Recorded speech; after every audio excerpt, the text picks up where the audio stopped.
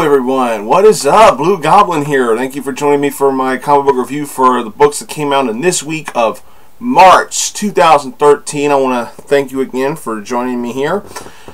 Just did a live show with my brother from another mother, my student Chris, TheMtVernonKid, for Dark Avenger Inc. Plus. Go find it and go check that out. I had a lot of fun with it.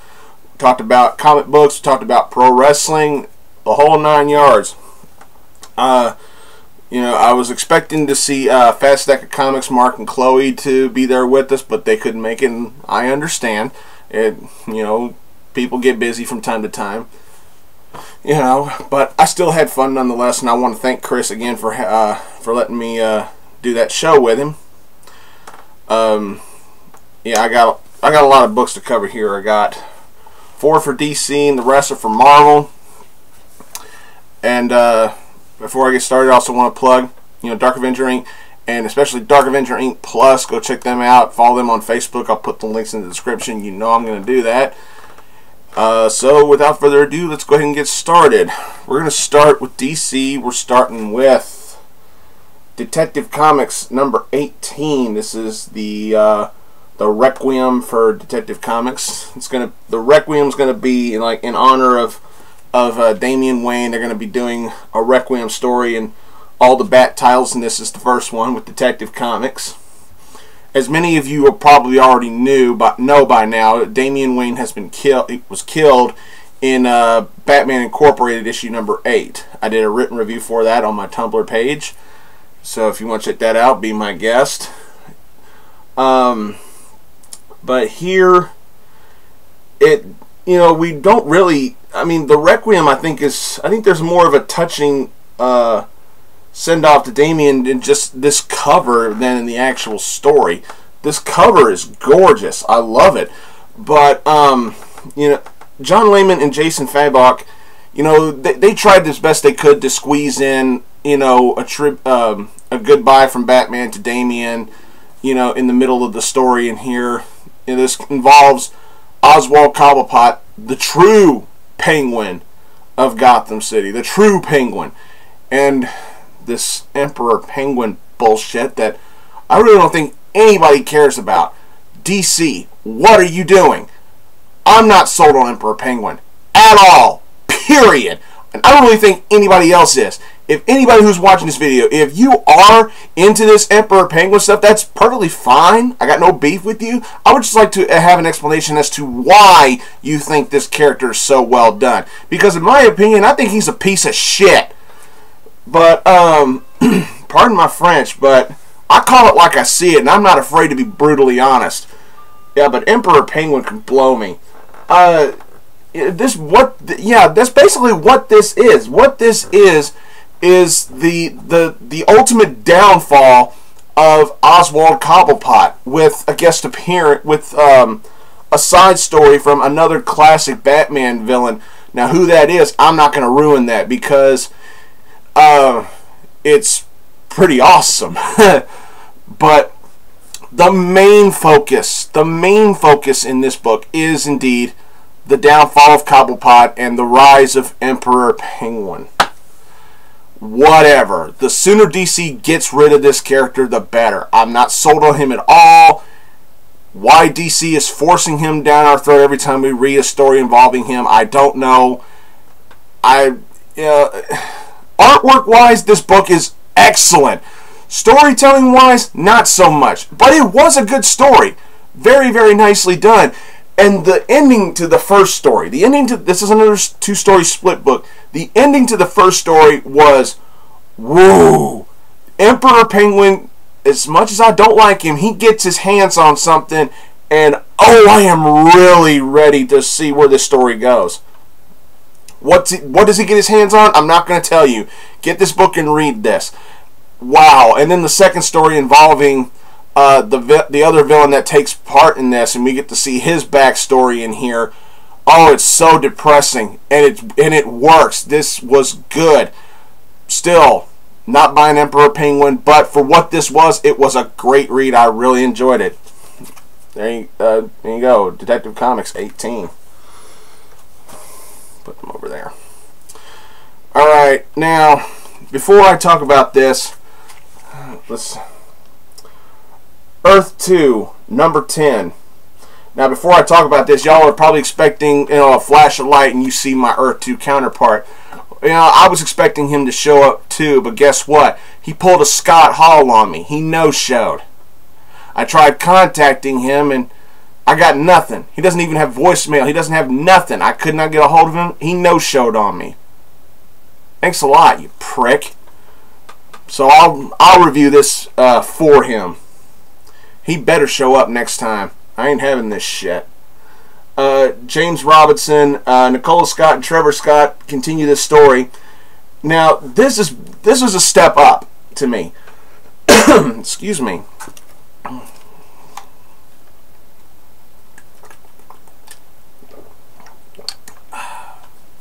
Can't beat water.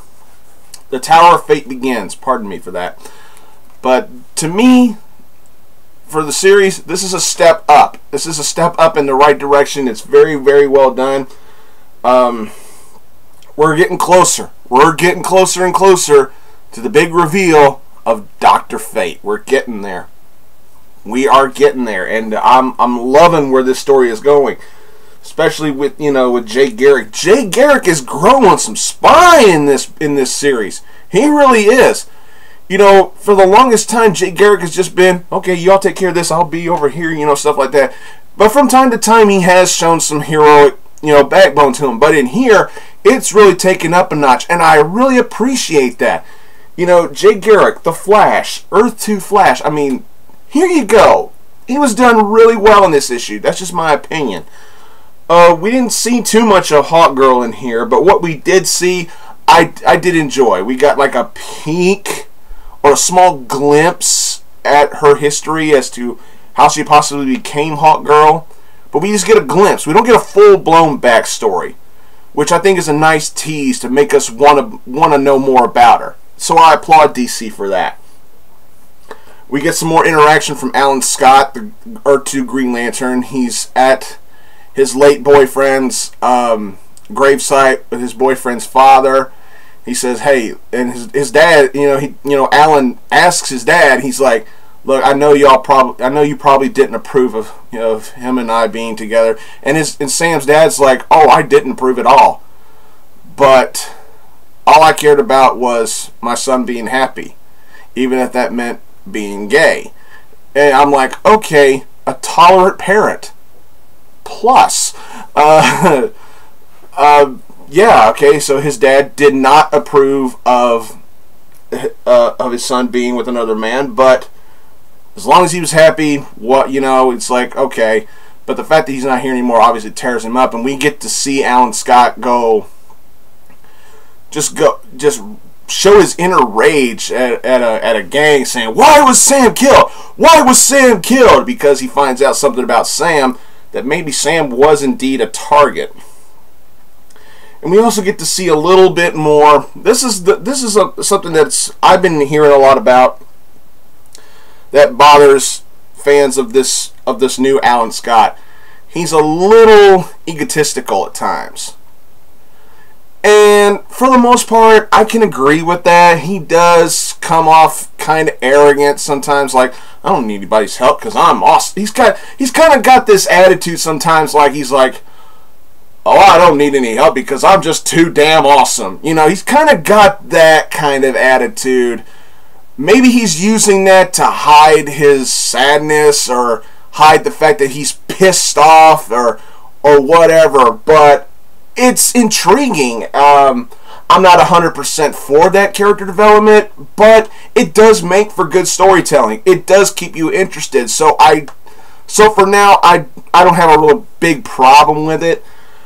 But the main focus is here is on the upcoming arrival of Dr. Fate, and the storytelling involving Jay Garrick, his mother, the magical beings and everything, and the backstorytelling on Fate's helmet. It drives this poor dude insane and everything. We've heard this storytelling before, but that's us older, more hardcore fans. Casual fans are getting this probably for the first time, and I'm willing to bet they're really intrigued by it. So yeah, I thought this was really good. And we don't get Dr. Fate yet. I'll go ahead and spoil that. But, ooh, this is getting really good. And why my Earth 2 counterpart didn't bother to show up to review this, I'll never know. I don't know why he did. I don't know why he no-showed, but it pisses me off because I'm wondering if he even actually read this book. I think he would have loved it. Then again, I really don't care. Alright, we're moving on. Green Lantern, number 18. We're getting closer and closer to Jeff Johns' departure. And by the way, did I fail to mention that Jeff Johns' last issue of Green Lantern is going to be $8 fucking $8.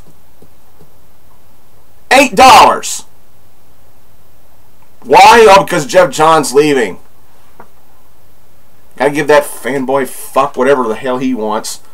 Pardon my French. I'm sorry, but when something that seems so pointless is shoved in my face when it comes to comic book sales. I mean, comic book, I don't care what company it is, Marvel, DC, Image, IDW, I don't care. A comic book industry will use almost any excuse they can find to jack up the price of a book. You know, whether it's the departure of a longtime writer, or if it's a landmark issue number, or if it's the conclusion of a big event style story, the price has to go up because of that. And it's bullshit. It's one of the things that infuriates me the most about the comic book industry. Big issue finales, big landmark numbers, or the departure of an artist or a writer. It has to, those are the only sole reasons why a comic book has to dramatically increase in price when you buy it. Which means when you sell it, you have to make at least that much or more back on it, which is bullshit. That's just my opinion. But this is part 5 of Wrath of the First Lantern, Trapped in the Land of Death. All this is Simon Baz in Black Hand's ring in a my junk is bigger than your junk shouting match with Sinestro and Hal Jordan. You know, one thing I do love about this series is Sinestro. His whole "I'm better than every goddamn person in the universe" attitude is still intact and is still very Sinestro. Hal Jordan still the Boy Scout, but something I gotta say right now: what you see on this cover, it don't happen. Not in here. Nah. I'm not gonna ruin the ending.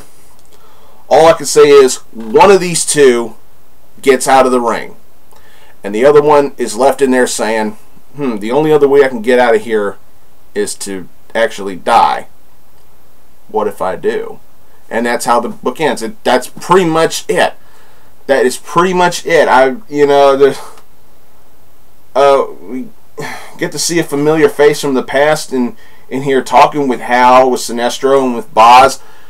But that's pretty much it. I mean, there's really nothing else to talk about in here. I mean, it was. Don't get me wrong, it was good for what it was, you know, despite my rant a couple minutes ago. But it was just, I read this book, and when I got done, I felt like I read it. You know, that was it. And speaking of that, alright, we're going with World's Finest, number 10, Huntress and Power Girl. Now, I spoke to Chris on the live show about this kind of briefly. I do like the whole Huntress, Helena going to visit Damian's grave. That was a really touching moment, but at the same time, it felt kind of fast. It was like, okay, she's there, whoop, now she has to leave. I mean, it was. We didn't get no big hammy speech from Helena saying, "I'm sorry, I never got to really know you, my not brother." And wish you could have been here with me if I ever had the guts to introduce myself to my not dad. You know, we didn't get anything. We just had Helena say goodbye. She hears something and takes off.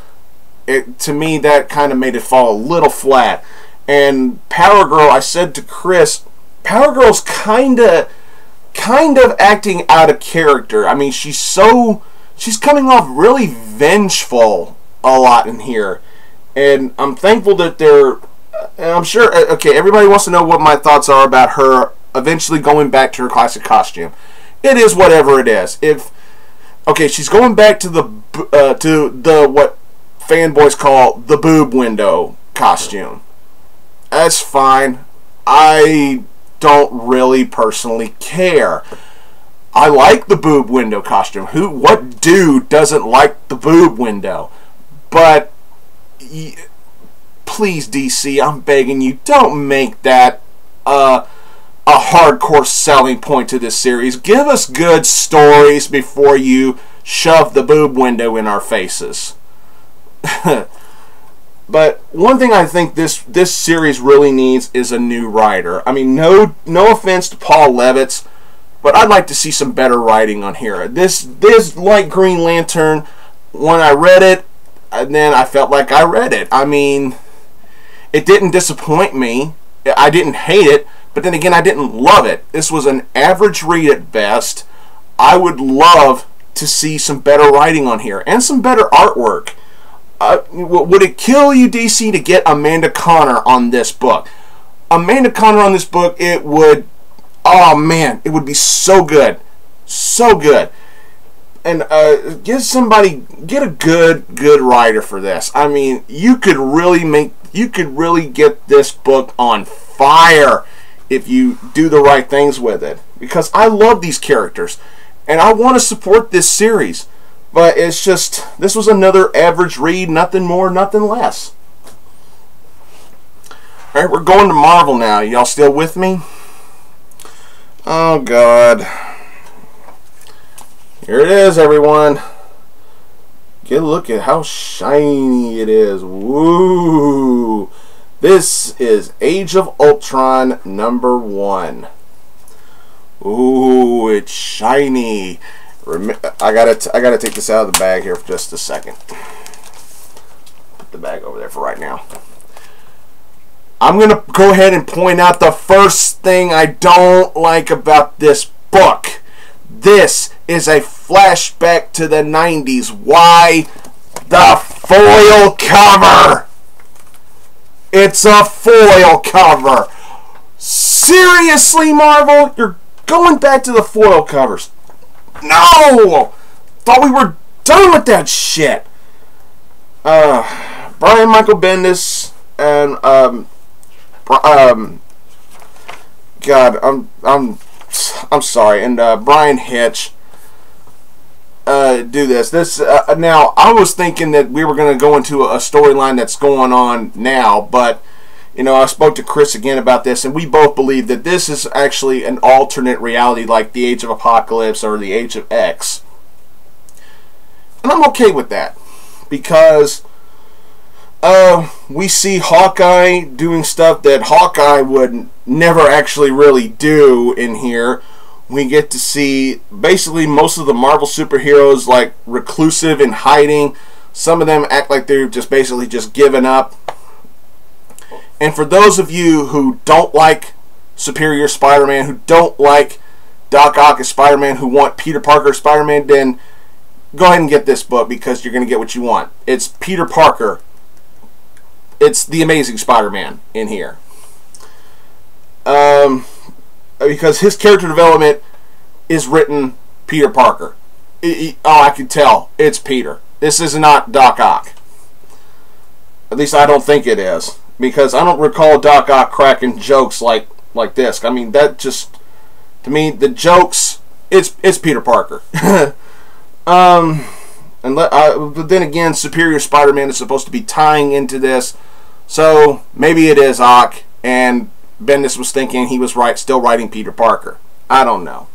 That's a little confusing. But this book, this first issue, and we're only on the first issue of this story, and it just like reeks of depression.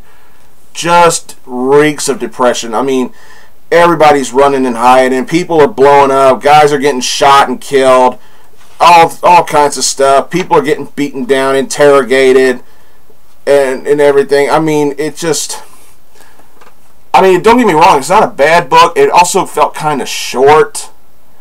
You know, it's like I didn't think it would take me such a short amount of time to read this book. Brian Hitch's artwork, I'm okay with it in here, but I still have to say about Hitch is that when he draws people, he makes them look so much older than they actually are. I mean, Hawkeye, I would guess Hawkeye in the Marvel Universe is probably in his early 30s, maybe 35-ish at the most. Maybe a little, at least somewhere between the 30s and 40s. Not maybe older than 35, but less than 40, and that's the most. And here with Hitch's artwork, Hawkeye looks like he's pushing 50-something. I don't know what's up with Hitch putting too much detail into the characters, making them look so old. But I can look past that and enjoy the story. But there's really nothing to enjoy because it just reeks of depressing storytelling, depressing situations, and you see what you see in here are pages where it looks like the heroes are talking like they're just desperate to stay alive, and they just basically just given up. You know, and it's I don't know what's going to come of this story, but I hope it gets better than this. It was good, but I don't know. Alright, now for the pick of the week. This is my pick of the week. All New X-Men number 8. Oh my God. Bendis. Jesus. Thank you.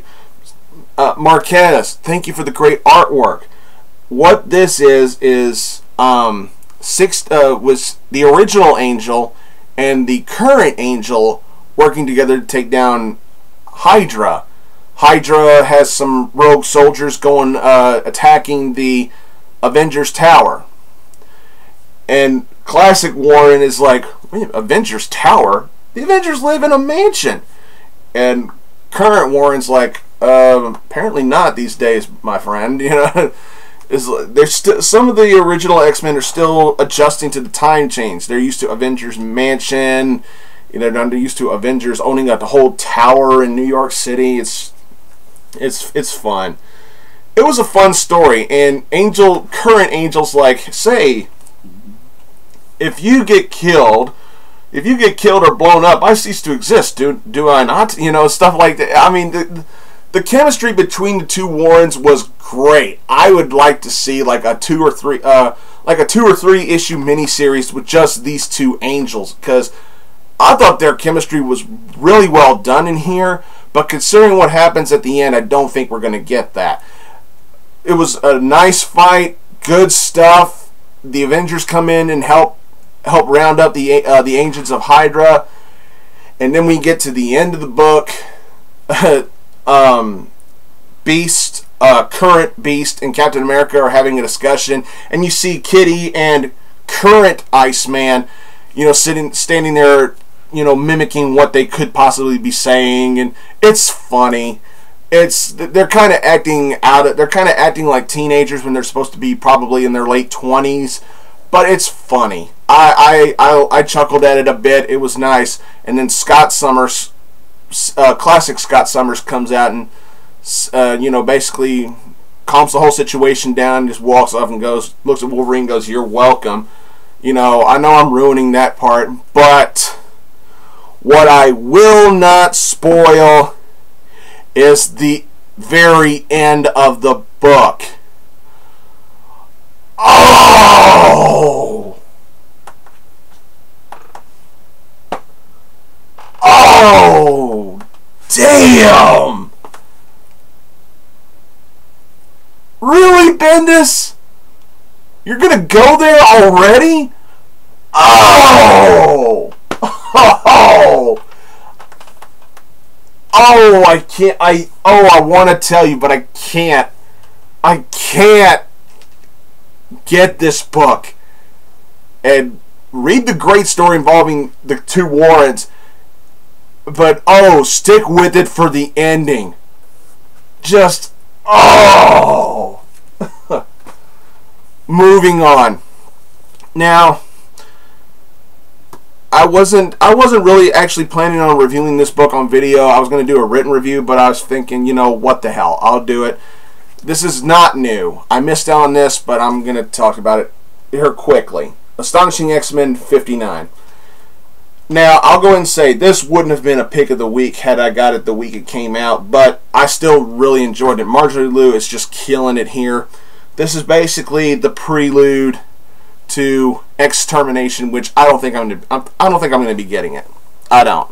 I had a choice between Age of Ultron or Extermination. I chose Age of Ultron. If you want to tell me what's going on in Extermination, I'll be glad to listen to it. But what this was is North Star finds out that he's in the country illegally, you know, because he's Canadian and he's in the U.S. illegally and he's going to be deported. So he goes to his husband and says, "Hey, honey, how would you like to move to Canada?" you know, because we don't really have much of a choice. Because you know, him being married is not going to save him from being deported. And his husband Kyle is just basically going, you know, I was like, I've done so many things for you. You know, for us in the relationship, and why do I have to keep sacrificing? You know, can you do so? You know, he's basically saying, done so much for you, why can't you do something for me? You know, stuff like that. And on the other end, the other X-Men are after Nightcrawler. There's an incredibly funny line about having makeup sex in here. I laughed my ass off at it. It was funny. Not that there's anything wrong with that. The Age of Apocalypse Nightcrawler, from what I understand, was kicked off the team for killing somebody in cold blood. And this team of X-Men are going after him, trying to find him. Wolverine's taking it so hard because Nightcrawler was such a good friend to him, possibly his best friend. And he's like, I really wanted this Nightcrawler to be like ours, but he's not our Nightcrawler. So, and Wolverine is already saying, if we have to, we'll have to take him out. Oh man, an emotional, clearly dramatic, emotional issue. Very well done. It's just not perfect. I could have lived with some better artwork, but Marjorie Liu's writing is just killing it. I loved it. I loved it. All right, next up, The Superior Spider-Man number 5. Alright, I'm going to go ahead and say what I don't like about this book. I'm sure you already know what happened in issue 4, okay? But if you haven't read issue 4 yet, spoiler alert. Issue 4 ended with the return of the Green Goblin. The villain that I personally have been waiting to see come back to a Spider-Man book for years. We finally get him back, and in here, nothing. No mention of it, no recap of it, nothing at all.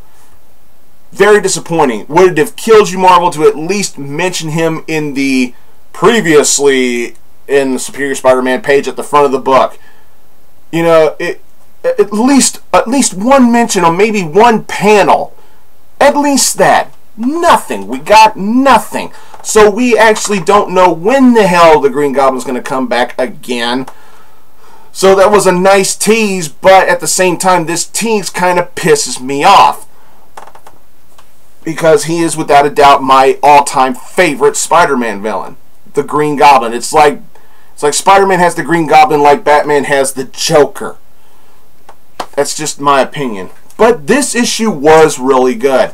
This was really good. I mean, this is another big look at to how dark the Superior Spider-Man can get. You know, with Otto being in Peter's body, he's patrolling the city differently. Peter's, you know, essence or image is following him around, constantly pissing and moaning about it. But in here, we finally get to see Superior Spider-Man go toe-to-toe with Massacre, and it it, ooh, it doesn't end well. I mean, we get to see just how far Otto's willing to go.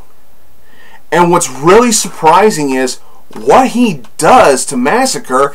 He gets praised for it by everybody in New York. He even gets praise from J. Jonah Jameson. I am not kidding. Spider-Man crosses a line and he gets praised for it. What the hell? We don't actually know if he kills Massacre or not. You know, minor spoilers here. We get teased. It's like, oh, did he kill him? Well, we don't know, but you know, it made it. The story made it look like he killed him. You know, gun. We get to see this, a shot like this on the page, and then you see just blam. And next thing you know, he's getting praised for it. And, woohoo! And then the last page, you get to see Superior Spider-Man show. We get to see some of Otto's evilness kind of sneak out a little bit. Okay, interesting. Wow. Yeah, that's what I'll say. It's interesting. I liked it. It was. I'm sold. I'm sold on this. You know, there's a lot of people who hate the Superior Spider-Man, and I understand that. Trust me. I'm a Spider-Man fanboy. Spider-Man is my favorite hero. I mean, hell, look at that. Look at this. Does that tell you I'm a Spider-Man, Mark? Look at that. And I'm praising this. So that should tell you something. You know, I think this is good, and I think some people should, you know, quit hating. If you're gonna hate on that series, at least read it before you hate on it, because I'm getting tired of reading blogs from people said, "Oh, I hate the Superior Spider-Man," but then they also say they don't read it. So how can you hate it if you don't know what's going on? All right, we're gonna end this review with Venom number 32. Cullen Bunn continues the writing here. First of all, I gotta say that is a sweet cover. Now, I'm gonna nitpick.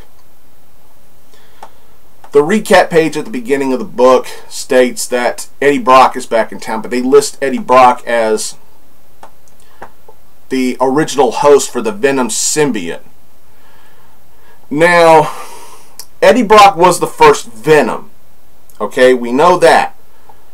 But was he the first host of the symbiote? No. Peter Parker was the first host of the symbiote. Eddie Brock was the first one to be Venom, but he wasn't the original host. Just a minor nitpick. Don't worry about that. But this is Flash Thompson getting a new job as an assistant coach at a high school in Philadelphia. And already some of the teenagers are kind of snickering at him because he's paraplegic. He doesn't have any legs, and you know, some douchebag student says, "What's he going to teach the Special Olympics?" Douche gets the douche stamp. We get, you know, Flash doing his day job, and then he's doing his night job, chasing after a freak with glowing tubes sticking out of his back, and the issue ends with the big reveal of, not gonna spoil it. Not gonna spoil the ending. But yeah, this was this is gonna be a short review of Venom, but I did like it. It was, you know, a decent read. I really enjoyed it. The artwork was fine. I'm looking forward to more. This is the Venom storytelling I like. No more hell spawn, no more demons, hell shit. I don't want any of that. Give me more of this Venom and I'm happy. There you go. Hope y'all made it through all that, because I almost didn't. I want to thank everybody for watching this review, and I want to give a special one of these to my Earth 2 counterpart for no showing on me. I could have used some help this week. Check out this channel and Blugoblin X. Follow me on Twitter at Blugoblin01, and then follow me on Tumblr simply as Blugoblin. Once again, bro fist to my student, TheMtVernonKid. Thanks for letting me join the live show last night for Dark Avenger Inc. Plus. Follow Dark Avenger Inc. Plus here on YouTube and on Facebook. Thanks again for watching, everybody, and until next time, I'll see y'all later.